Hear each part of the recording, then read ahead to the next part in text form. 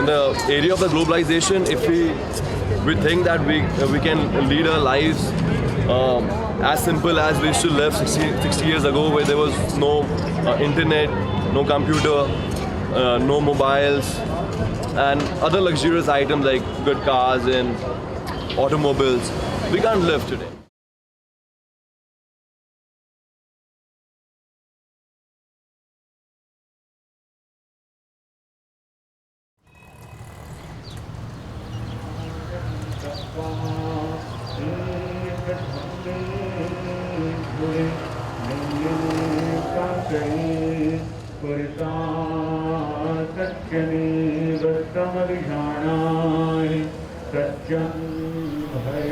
Over thousands of years, many philosophies and religions have formed in India.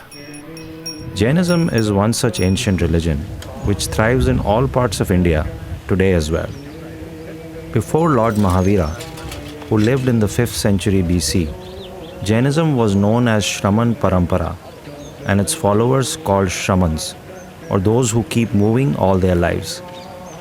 Jain monks, even today, live this life of not staying in a place for more than a few months or even a few days. Non-violence and non-attachment are two of the key principles that guide these monks' life. For them, all forms of life, both visible to the naked eye or invisible, and the ecosystem needs to be respected and not harmed in any way. They maintain this lifestyle even as the world around them changes at a fast pace.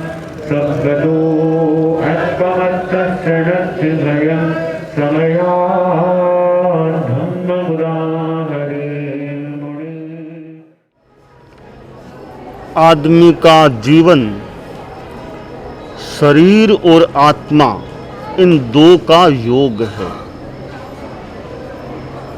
जीवन को चलाने के लिए भोजन आदि की आवश्यकता होती है और भोजन आदि के लिए पदार्थों का उपभोग करना आवश्यक होता है। उपभोग करना कोई बुरी बात नहीं है, परंतु अति भोग नहीं होना चाहिए। जहाँ उपभोक्तावादी संस्कृति और वृत्ति हो जाती है, जहाँ अपेक्षा अनपेक्षा की बात गौण हो जाती है और आदमी असीम भोग करने लग जाता है, वहाँ कुछ समस्या पैदा हो जाती है। जहाँ भोग की अति होती है और संयम का अभाव होता है, तो पर्यावरण की दृष्टि से भी कुछ खतरा पैदा हो सकता है। तो पृथ्वी, पानी, अग्नि, वायु, वनस्पति, जो ये प्राकृतिक चीज़ें हैं, हमें प्राकृतिक वस्तुओं का अति भोग नहीं करना चाहिए। मैं आत्मा की दृष्टि से, अध्यात्म की दृष्टि से विचार करूं तो चेतना की निर्मलता की दृष्टि से अहिंसा और संयम आवश्यक है। और अहिंसा और संयम को पुष्ट करने के लिए पृथ्वी, जल, अग्नि, वायु, वनस्पति, इन जीवों की हिंसा से बचना आवश्यक है। उपभोग से बचना या उनका सीमाकरण करना आवश्यक हो जाता है। मूल तो हमारी चेतना की शुद्धि के लिए हो, परंतु संयम और अहिंसा का प्रयोग है वो पर्यावरण की दृष्टि से भी प्रासंगिक रूप में अच्छा हो जाता है, उपयोगी हो जाता है। अध्यात्म की दृष्टि से विचार करें तो पर्यावरण से भी ऊपर की चीज़ है अध्यात्मवाद। आदमी भौतिकतावाद पर, भौतिकवाद पर अध्यात्मवाद का अंकुश रखे, और अध्यात्मवाद का अंकुश होता है, इसका मतलब है भोग पर योग का अंकुश, राग पर त्याग का अंकुश, और मनोरंजन पर आत्मरंजन का अंकुश, और प्रवृत्ति पर निवृत्ति का अंकुश। इस प्रकार यह अंकुश का क्रम चलता है। तो आत्मा की दृष्टि से अच्छी बात है, अहिंसा और संयम सिद्ध होता है, और साथ साथ में पर्यावरण की दृष्टि से भी यह बात बड़ी उपयोगी हो सकती है। आज पर्यावरण एक महत्वपूर्ण विषय बना हुआ है, और पर्यावरण की दृष्टि से हमारा अनुव्रत आंदोलन है, जो परम पूज्य गुरुदेव तुलसी जिनकी जन्म शताब्दी लगभग 2 वर्षों बाद सामने आ रही है, उनके द्वारा सूत्रपातित है, प्रवर्तित है। उस अणुव्रत आंदोलन की आचार संहिता में नियम भी है कि पर्यावरण की दृष्टि से जागरूक रहना। These are Terapanthi Jain sadhus, and Acharya Shri Mahashraman is the spiritual head of this order. We followed and spoke with some of them through their journeys. Here are some glimpses of their life and activities. कपड़ों को जो उपयोग में लेते हैं उनको अच्छे से देखना, उसमें कोई जीव जंतु तो नहीं है। तो उसको उस हिसाब से जीव जंतु है, कोई निकलते हैं कई बार, तो उनको आहिस्ता से लेकर के साइड में रखते हैं, उनको टपने के लिए। ये इसको बोलते हैं पूंजनी। This is the Punjani, and it is one of their critical possessions. Should any insect come near them, they will gently sweep it away and avoid hurting it. रात को बैठते हैं अंधेरे में, ऐसे बैठते हैं, तो इससे ये बड़ा है नहीं, ये तो बाहर आदि जा रही है। अहिंसा ध्वज, अहिंसा ध्वज। Their possessions are very few and also limited in the quantity. For example, all of the clothes they possess, for wearing, for using as a bed sheet, for using as a covering sheet, everything has to add up to less than a certain number of square meters. We discuss their philosophy and the guiding principles behind this lifestyle a little bit more.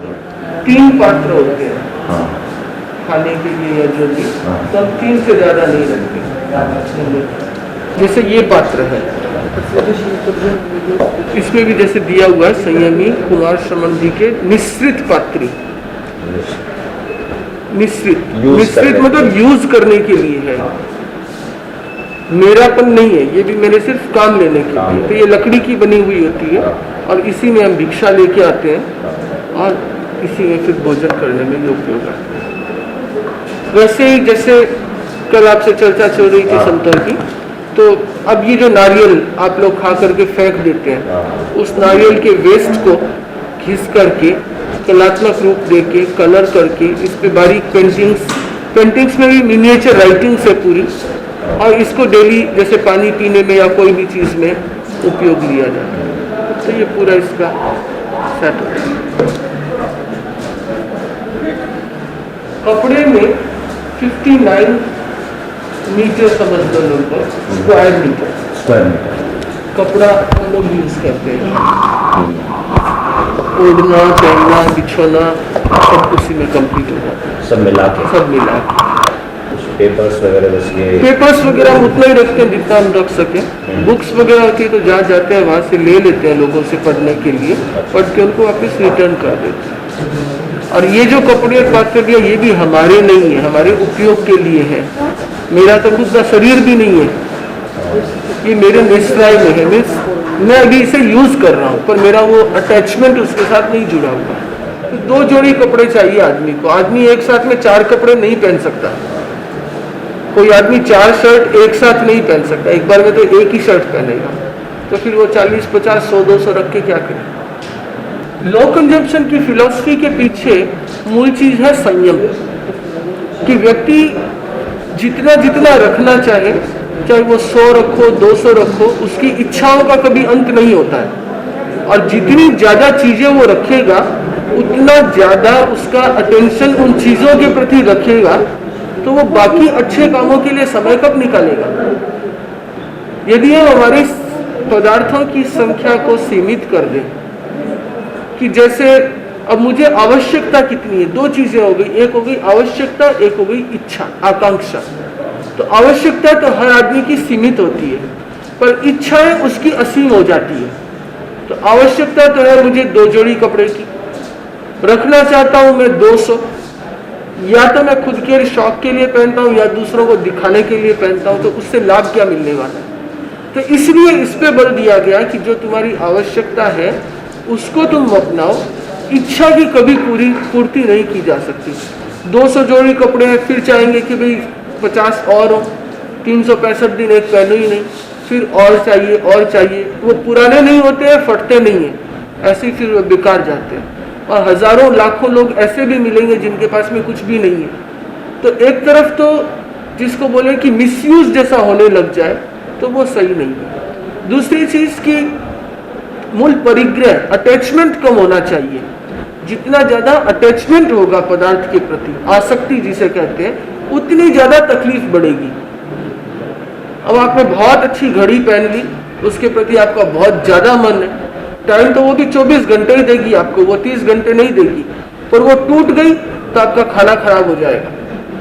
फिर दिन भर वही रहेगा कि नहीं मेरी घड़ी खो गई, मेरी घड़ी खो गई, मेरा मोबाइल गिर गया, मेरा वो नष्ट हो गया, ये नष्ट हो गया, क्योंकि वो सारा अटैचमेंट उसके साथ जुड़ा हुआ है। तो वो अटैचमेंट नहीं हो, इसलिए संयम रखना चाहिए।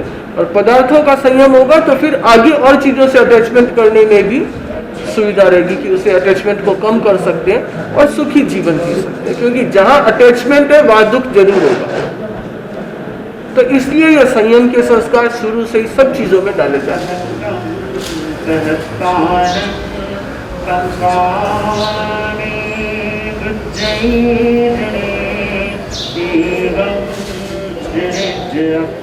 It's time for Vihara, time to pack and leave as they continue their journey to Bangalore.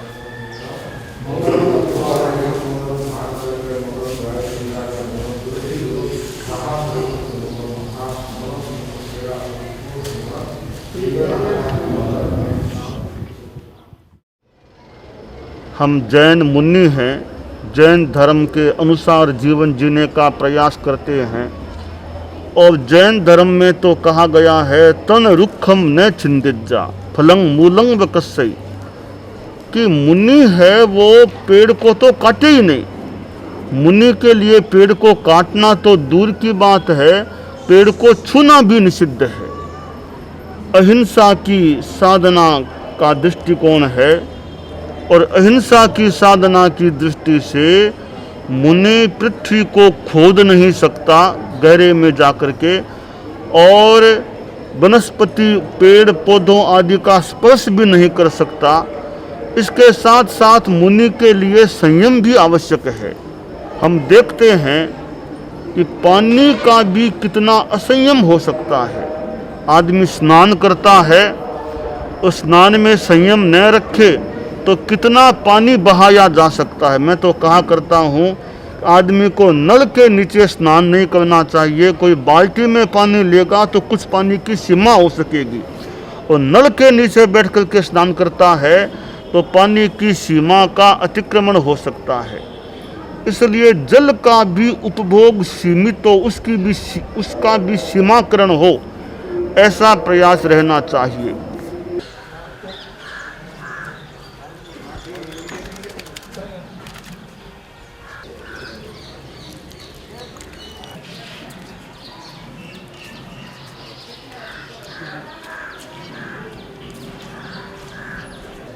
As we can see, each drop of water is saved and reused. How about calling this environment friendliness in action?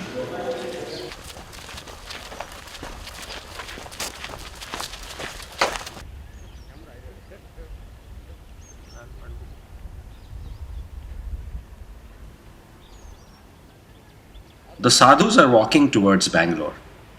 They walk several kilometers each day and stop at the en route towns and villages for the night.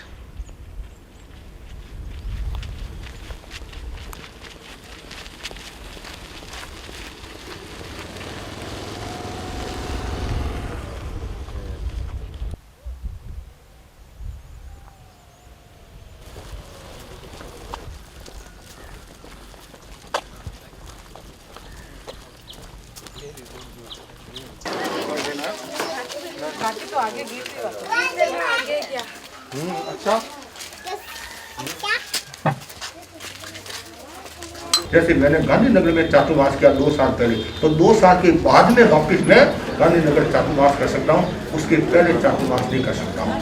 यदि मेरे से कोई बड़े संत है तो उनके कड़क में मैं आ सकता हूँ। अभी यदि मुझे गांधीनगर चातुर्मास करना है तो मुझे कड़क डाली है। कोई विशेष परिस्थिति हो तो अलग बात है, नहीं तो 2 वर्ष के बाद में। और एक गाँव में यदि मैं 1 महीना रह गया तो वापस 2 महीनों के बाद में उस गांव में मैं रह सकता हूँ। और रास्ते में बिहार करते समय 1 दिन रह गए, वो अलग बात है। ये सब क्यों कि साधु की साधना पवित्र रहे।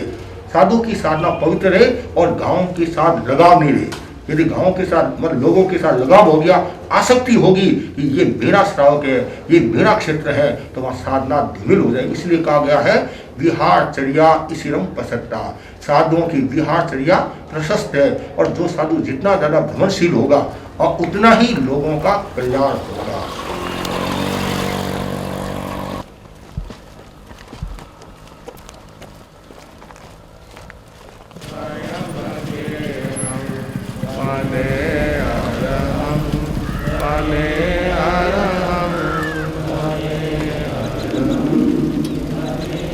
Thing is like they are very good in nature, and few things we get to learn from them: how to live life, how to be like self dependent, time management, and all those things. But it's not that we according to their teachings we come to know what is our limitations, why should not spoil the environment or nature.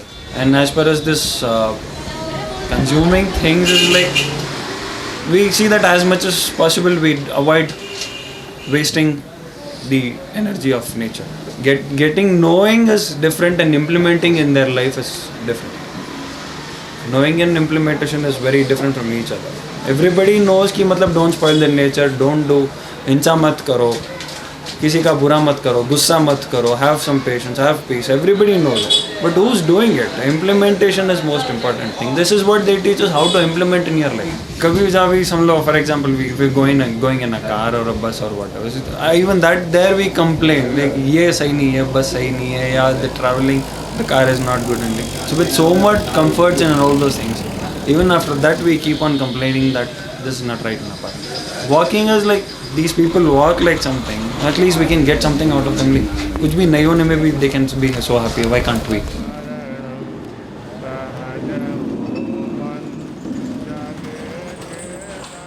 Jinesh Muni has walked over 30,000 kilometers, covering many parts of India. This particular journey started from Chennai, and after about 4 months of walking through towns and villages, they reached Bangalore.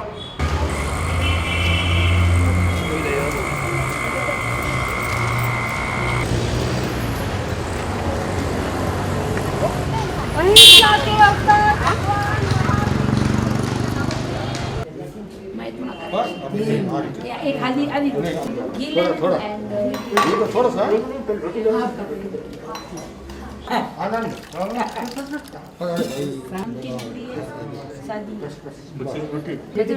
Apple ले रहा वो हमारे Apple दाड़ा मारे बाकी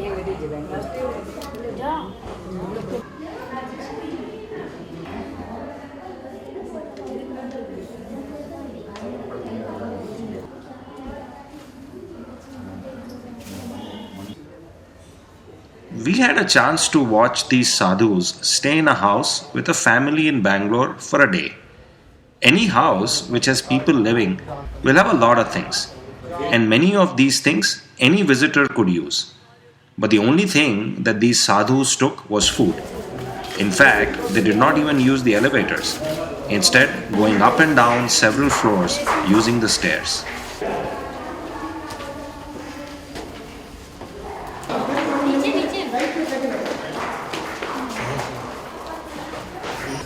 पहले विवेकपुरम आए, वहाँ से हम आए जेपी नगर सेवंत में, वहाँ से सुबह हमने विहार किया, गेस्ट हाउस में आए, शाम को वापस विहार करके शांति धाम आए, फिर दूसरे दिन साईं बाबा का मंदिर रुके, फिर शाम को पिरामिड में रुके, पिरामिड एरिया नहीं, प्रजा नहीं, पतंजलि योग दर्शन आश्रम, कन्याकुमारी आश्रम ऐसे वहाँ से फिर विहार करके पिजन फैक्ट्री आए।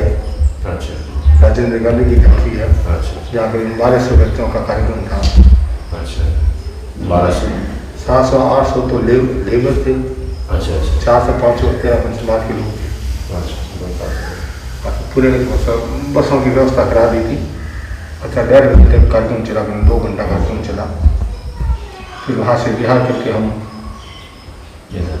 जी, मुझे किस विषय पर बोलना है?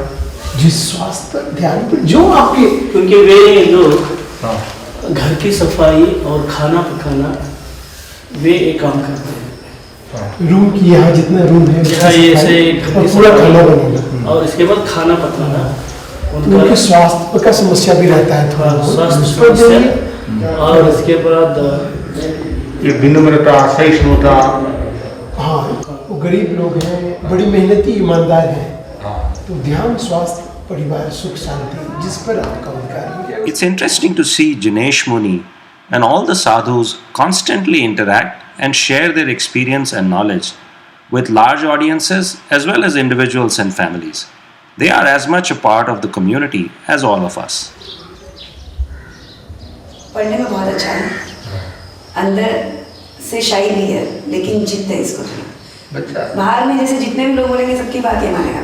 थोड़ी जिद आपकी भी है, आपकी जिद है तो इसका थोड़ा असर इसके ऊपर असर आया होगा। क्यों?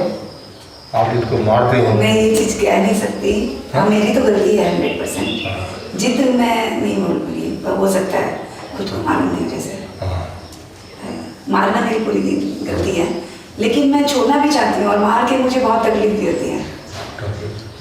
इसका क्या है, जैसे उधर आपका टाइम हो जा रहा है, सुबह मैंने इसको बोला कटिंग करवा के तुम तुरंत घर में आओ। ये गया कटिंग करवाने के लिए, कटिंग कर और स्कूल में बुक्स बंद था, स्कूल में बुक्स रखी, फिर क्या कोई मिला होगा उसके साथ ही चला गया। मैं वेट कर रही हूँ बात करते करते चला गया 1-1.5 घंटे। फिर इसके दोस्त के यहाँ फ़ोन किया, मतलब जो स्टाफ और, तो ये वहाँ पे था, फिर वापस आया। तो आने के बाद भी इसका यही है कि मैं कटिंग करवाने के बाद में मैं अपने फ्रेंड के यहाँ जाऊँगा। जैसे एक बार बोलता है ना, उसके बाद उस चीज़ पे एकदम डिटरमिन। दम नहीं करा, मम्मी पापा का मानना चाहिए और मम्मी का भी कर्तव्य है गुस्सा नहीं करेंगे, तो उसके लिए मम्मी को दृढ़ विश्वास का प्रयोग करना पड़ेगा। ये प्रयोग करना, इससे गुस्सा शांत होगा। श्वास देते हैं, श्वास लिया, चित्त को याद रखो, छोड़ा लिया, श्वास लेते समय जैसे ये श्वास लिया तो मन को याद रखो, मन को, चित्त को, मन को याद है, और छोड़ा चित्त को याद रखो। जैसे पहले 3 बार महाप्राण ध्वनि कर दी,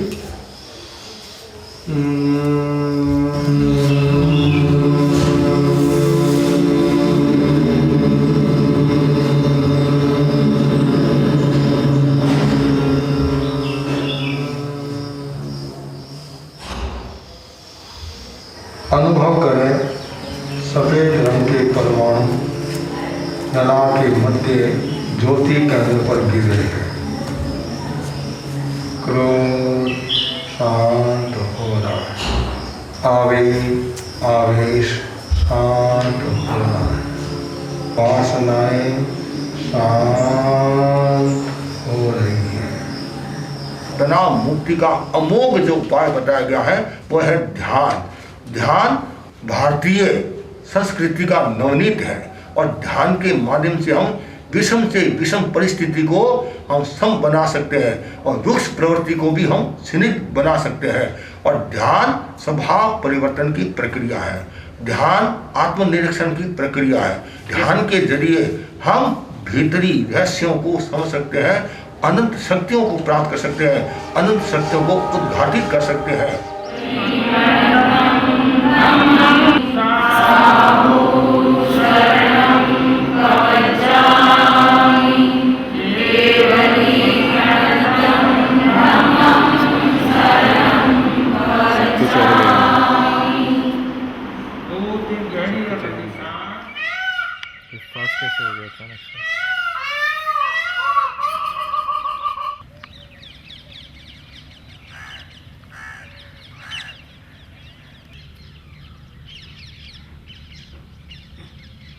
Jain Vishwa Bharati in Ladnu, Rajasthan is the center for Therapanthi Jain monks and nuns. There are several of them when Acharya Shri is there. Many activities go on. But then, at the end of the day, for a Jain monk and a Jain nun, always being on the move is the way of life. साथियों के लिए श्रद्धा को कुछ नहीं मानने वाला होगा वह प्रश्न खड़ा कर सकेगा कि परलोक है। इधर जैन विश्व भारती विश्वविद्यालय द्वारा भी प्रयास किया जा रहा है, ज्ञानशाला के माध्यम से भी तत्व ज्ञान को बच्चों में प्रसारित करने का प्रयास किया जा रहा है और शुरू में रहा। और आपने कहा कि मैं पद यात्रा करूंगा, तो विदा करते समय एक छोटी सी कहानी है कि एक बार एक साधक को पूछा गया तुम कहाँ रहते हो। साधक बोला मैं लोक में रहता हूँ। तब वापिस प्रश्न किया गया लोक बहुत बड़ा है, तुम कहाँ रहते हो। वो बोला मैं जम्बू द्वीप में रहता हूँ।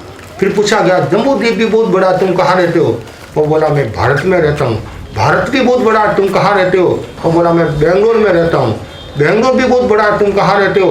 वो बोला मैं एक कॉलोनी में रहता हूँ। कॉलोनी भी बहुत बड़ी है, तुम कहाँ रहते हो। वो बोला मैं फ्लैट में रहता हूँ। फ्लैट भी बहुत बड़ा, तुम कहाँ रहते हो। वो बोला मैं कमरे में रहता हूँ। कमरा भी बहुत बड़ा, तुम कहाँ रहते हो। वो बोला मैं पलंग पर रहता हूँ। पलंग भी बहुत बड़ा, तुम कहाँ रहते हो। उसने सोचा सारे उत्तर बता दिए, अब एक भी उत्तर सही नहीं आ रहा है। ऐसे सोचते सोचते उसने कहा मैं आत्मा में रहता हूँ।